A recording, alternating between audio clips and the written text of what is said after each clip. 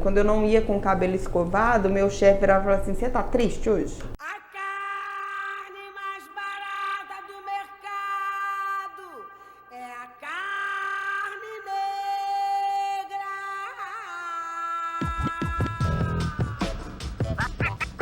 Tá ligado que não é fácil, né, mano? É, mano.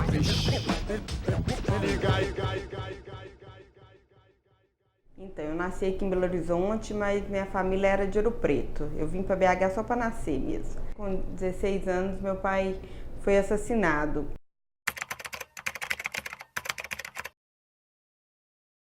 Então, assim, antes mesmo de ter tido decisões mais significativas na vida profissional e tudo, minha mãe, por ser professora de português, me influenciou em algo muito essencial, que foi gosto pela leitura.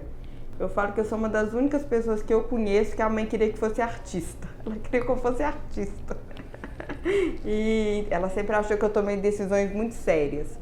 Mas a morte do meu pai me influenciou muito numa decisão de curso. Assim, eu queria trabalhar com pessoas para evitar o que tinha acontecido com ele. Assim. Então isso foi uma coisa muito determinante para mim. Na época que eu estava na universidade, eu não tive nenhum professor ou professora negra. E eu éramos 3 alunos negros na minha sala, sendo que uma delas era intercambista, né, de Cabo Verde.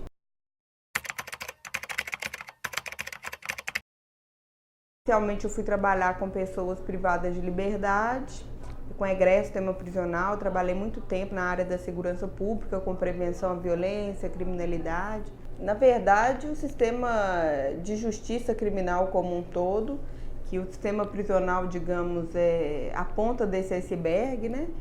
Ele é historicamente seletivo e excludente, né? Então, o Brasil ele tem uma questão complicadíssima com a abolição recente da escravatura, sem as políticas reparatórias devidas, né? E os primeiros códigos penais, eles foram pensados exatamente para fazer o controle dessa população. Num Estado brasileiro que se pretendia branco e menos de um século. Se a gente for pensar que no início do século passado esperava-se que nos anos 2000 a gente não tivesse uma população negra no Brasil, a gente fala de uma política higienista e certamente as políticas penais de sistema prisional colaboram definitivamente para isso. E junto com isso, que são fatores intimamente relacionados, é o genocídio da juventude negra. Quando a gente vê nas matérias de jornais, por exemplo, jovens negros executados na periferia, se você imediatamente coloca a informação de que aqueles jovens tinham um antecedente criminal, é como se a polícia tivesse cumprido a sua função social de exterminá-los. E quando são jovens inocentes, quando são crianças como a Águita, a gente se indigna muito pouco. Imagina quando a gente está dizendo de jovens negros com antecedentes criminais.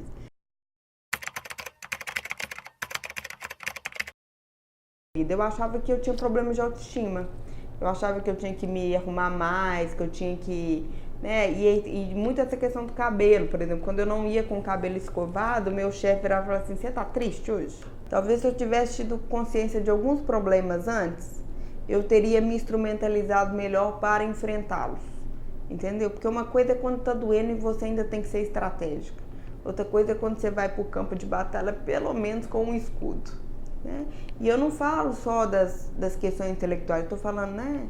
Eu sou de matriz africana, eu sou da Umbanda e tudo mais. Existe na minha religião uma série de banhos, de palavras, de velas, de coisas que muitas vezes nos protegem. Então, assim, de quais são os recursos, os arcabouços ancestrais que eu tenho, que não me colocam como uma guerreira no mundo por mim mesma. Quando eu entrar em campo, eu teria que entrar trazendo toda essa ancestralidade. E muitas vezes eu fui para a luta sozinha. Eu aprendi a lutar sozinha. Isso é muito dolorido, sabe? Porque tem hora que você pensa... Você só não quer ser engolido, você não quer transformar nada, você só quer sobreviver. Quando eu fui fazer o meu processo de contratação, né, no RH mesmo, me perguntaram se eu estava indo para a vaga de motorista.